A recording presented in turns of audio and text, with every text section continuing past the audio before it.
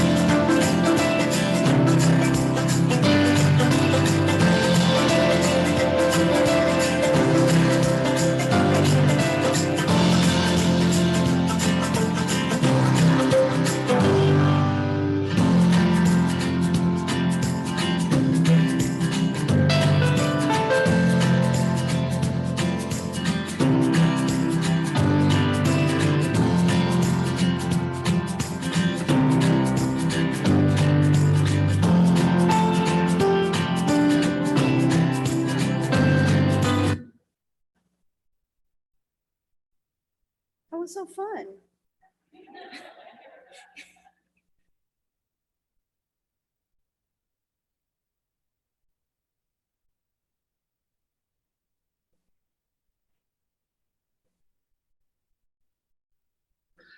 So while we're waiting, we just, okay.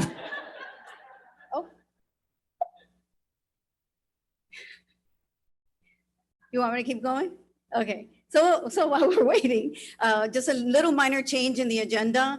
We're going to start with the Bayside chat because we have our most amazing chairs, and we talked about how important governance is in the work that we're doing with Biscayne Bay Restoration and Recovery.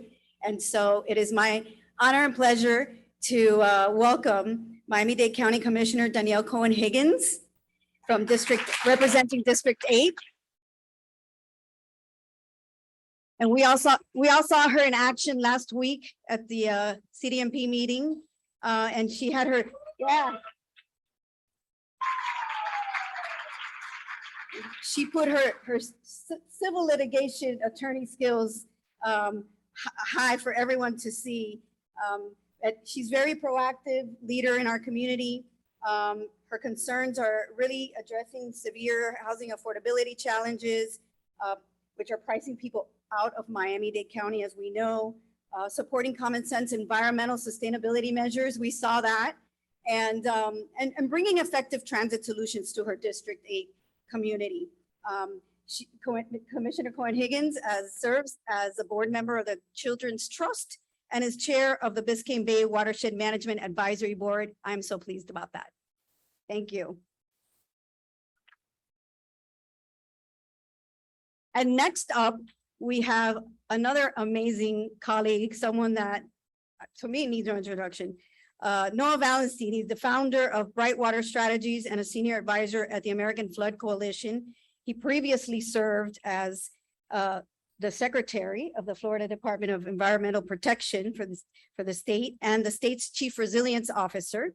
Governor Ron DeSantis has appointed him to serve on the Florida Communities Trust Governing Board and the Biscayne Bay Commission, where he serves as commission chair. So I'm really pleased to have them both. And now I'm gonna shrink again and go and join them on this fabulous.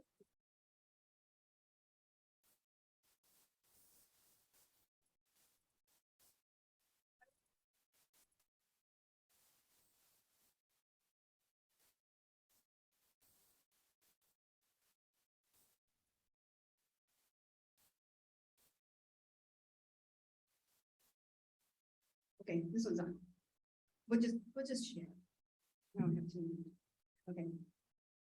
Well, thank you both for your service and leadership for our communities and our state. Really, what set up the Biscayne Bay Task Force apart from any other efforts was really making water quality a priority. So we created also a governance structure to see these efforts to fruition and really in perpetuity, which is something that the Bay never really had, a continuing oversight and a board that would keep us all accountable. The promises that we make and the projects that we implement need accountability across the board. And so that we can follow the results and really take action.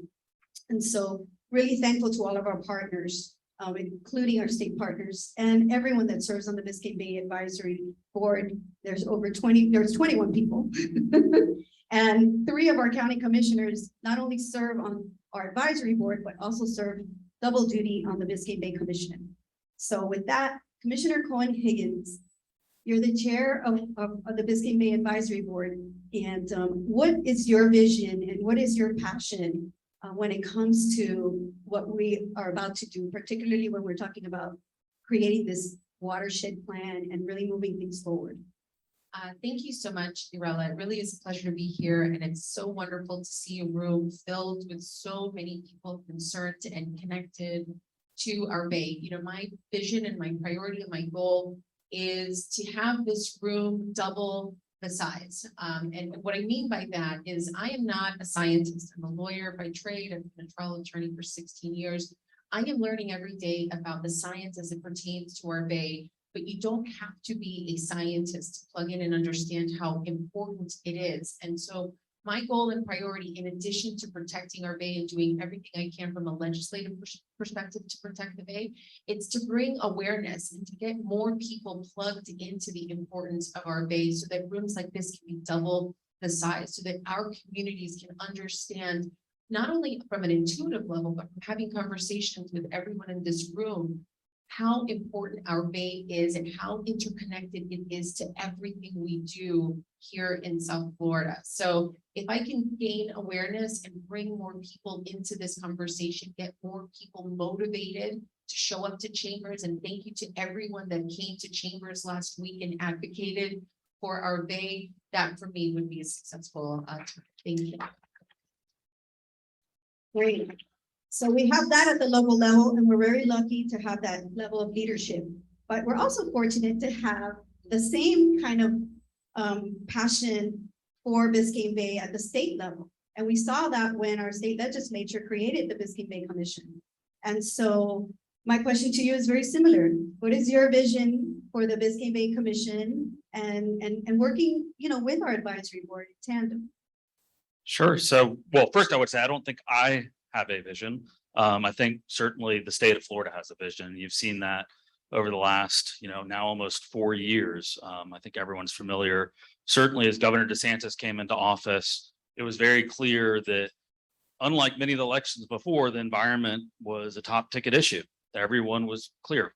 They moved to Florida, live in Florida, have a business, have a family in here in large part because of the natural resources around us. And it was more critically important than ever before that we work to protect those as our state was growing. I think Miami is the perfect example of wanting to be able to have world-class natural resources next to a world-class economy, to be able to have the development, but also be able to have that standard of living and environmental protection that you expect. And so on the state side, you've seen the governor put more money towards water quality and environment than ever before in the history of Florida. And a legislature, remember everyone sort of looking at the governor, the story of being 2 days in office and having an executive order and sort of setting this bold, we'll get $2.5 billion for water quality over the next 4 years.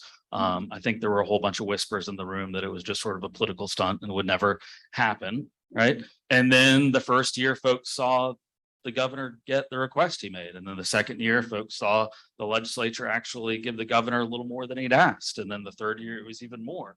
And we're standing now 4 years in, well in excess of $2.5 billion for water quality. And I think everyone recognizes that it's real. And now what's in front of us is actually getting the work done. So in short, I would say on from the state side, our goal is to make sure that all of that progress, that those funds, that the effort and resources the state would like to see interfaces seamlessly with the vision that local government has, that the businesses and economy of Miami has to be able to support it, right? State will have resources, have standards, but we want to be able to support that local vision. Thank you. I want to give a shout out to someone that I see that also serves double duty in our audience, which is Spencer Crowley from the Florida Inland Navigational District, is also very supportive of our Biscayne Bay members. You just happened to be sitting there, so I had to do it. I'm right here. Commissioner Cohen Higgins, your leadership on the Biscayne Bay Advisory Board, I'm just gonna, make it that short, advisory board, it's a very long name, has led to some really immediate actions. Can you talk to us about the reasonable assurance plan that we're developing with the FDEP? And what was your motivation to really get that going? So I am somewhat new to government. I am serving as a county commissioner for Miami-Dade County, just going over a year and a half now. And before that, I was in the private sector. In the private sector, if you don't get things done for your clients, you don't have clients, right? And so I bring that same mentality to government, and I simply don't accept what is often accepted as kind of a snail's pace movement of government. And so right after I was elected to be the chairwoman of Biscayne Bay Watershed Management Advisory Board, and it's a very long name, I was advised that we needed action from the Board of County Commissioners regarding this reasonable assurance plan. That's our number one priority on that board. And absent that reasonable assurance plan, we are not able to access a lot of dollars coming from Tallahassee. And so it's priority number one. And so we went to work and we passed a resolution immediately at the advisory board, took it to the Board of County Commissioners. That passed thankfully as well, which was the document that we absolutely needed in order to get the ball rolling, to hire scientists, in order to navigate a timeline. And I believe the timeline is the end of this year in order for us to have our very first reasonable assurance plan for our Biscayne Bay. In order to compare it, and it is a big deal. Tampa Bay, for example, that we saw at our last meeting, these plans take years and years and years, but we don't have the luxury of time as it pertains to Biscayne Bay. Thank God Abella understands that. Thank God everybody in the room understands that. And so we went to work, we passed that resolution, and thankfully we're very much on our way to meeting our goal of getting this RAP, or reasonable assurance plan, in place, or at least significantly in place by November of this year. Yeah, and just, on that note, this RAP, as we call it, it's the beginning, the very beginning of a RAP. It's going to probably extend throughout the entire watershed, as FDP probably will make us do anyway. And on that note, you were a secretary of DEP, you probably oversaw a few of these in your time as secretary. Could you give us some perspective on, are we on the right path? Are we doing things the way we should be doing? Yeah, absolutely. So I would say it's probably good to reflect that I think the RAP, we've got to get better acronyms for everything, but I think it's a demonstration that there's something that actually, which is rare in this day and age, binds us all together, and actually everyone probably in this room and state government on the environment similar, is that impatience, right? I mean, I think you see that more and more in Florida, is that certainly with the governor, you have this impatience of, I want to see problems solved. I want to see progress made on environmental protection. If money's needed, if resources are needed, let's go procure that. Let's go push it down to local governments. And you certainly, I think, see that in this room of, we all care about the environment. All right, let's get on with it. What are we doing? And I think having a reasonable assurance plan is the perfect reflection of that. There are multiple valid ways to go about organizing local governments to act on data sets that the state has set the standard for, and chart a path forward.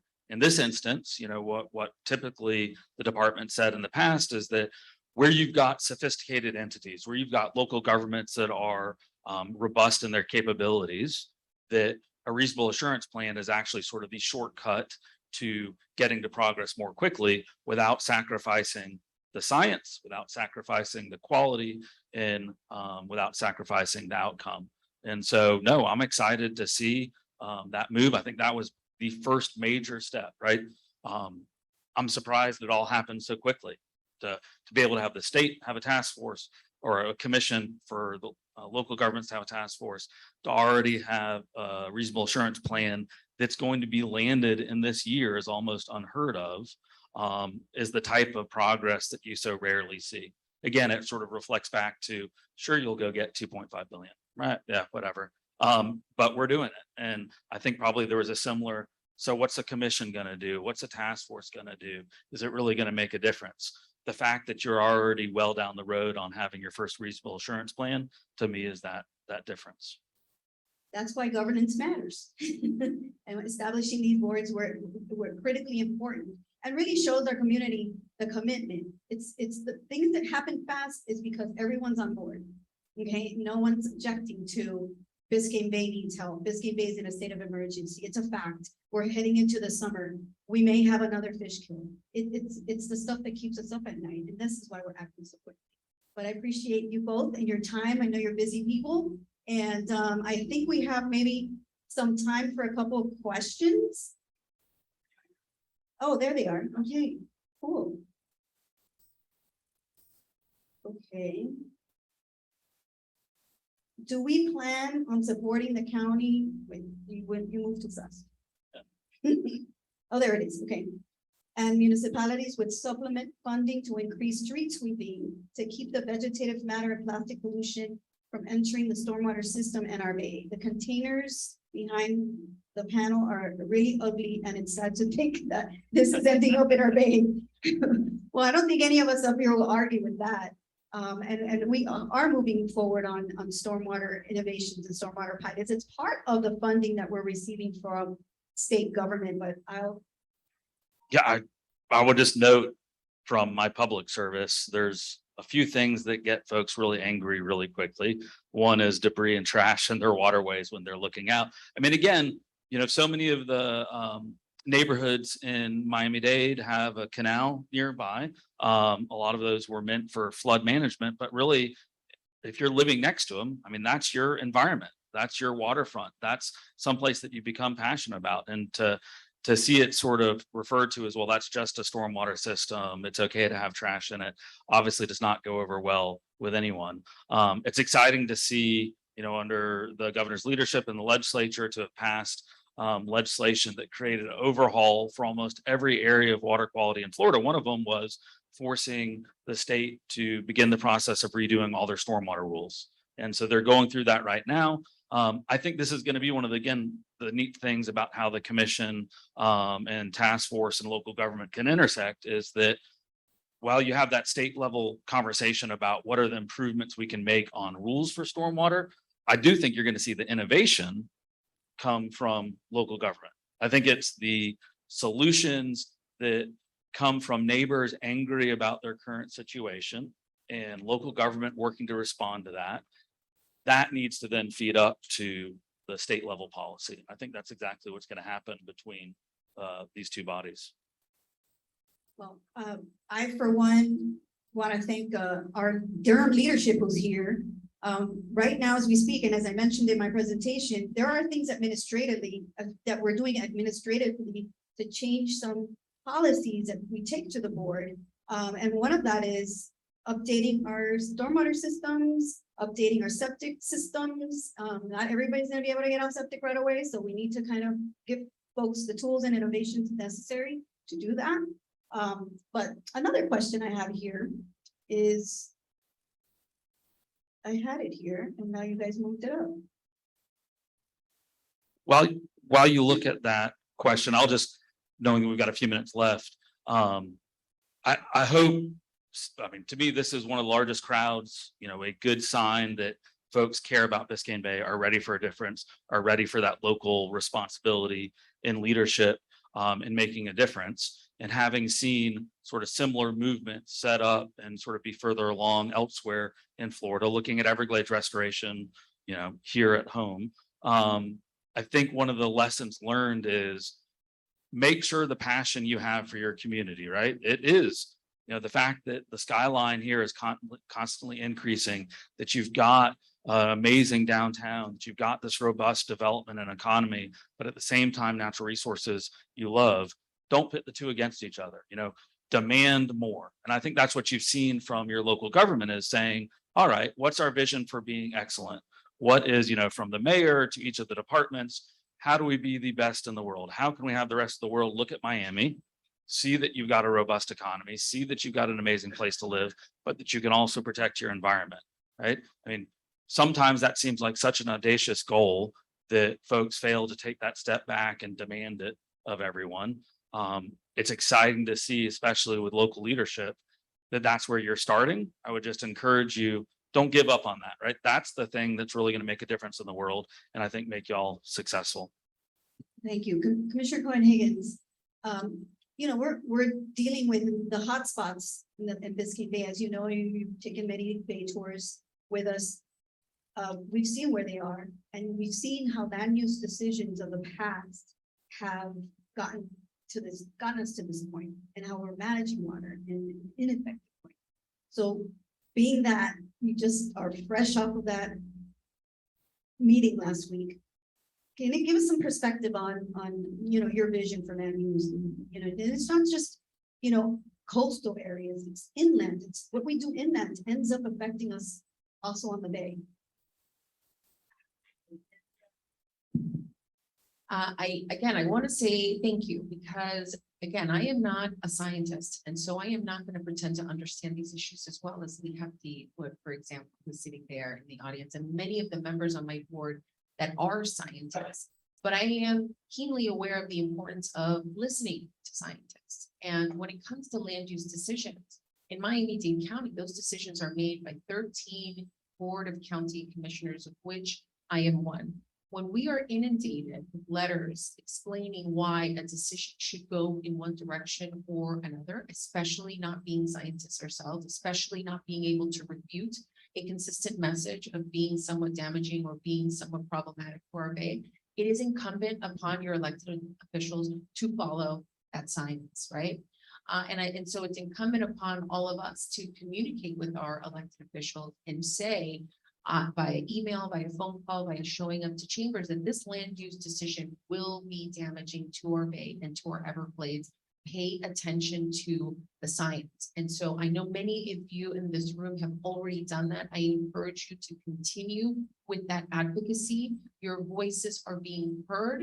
And like I said at the very beginning, bring your friends in. I only want to see the number grow as it pertains to advocates on behalf of Biscayne Bay and our precious Everglades. So these land use decisions are important. Plug in, look at our agendas. Pay attention to Rachel, our water keeper, who keeps everybody informed of important decisions. And all of these resources grow this community, grow the advocacy. It will definitely make an impact on land use decisions that directly impact our bay.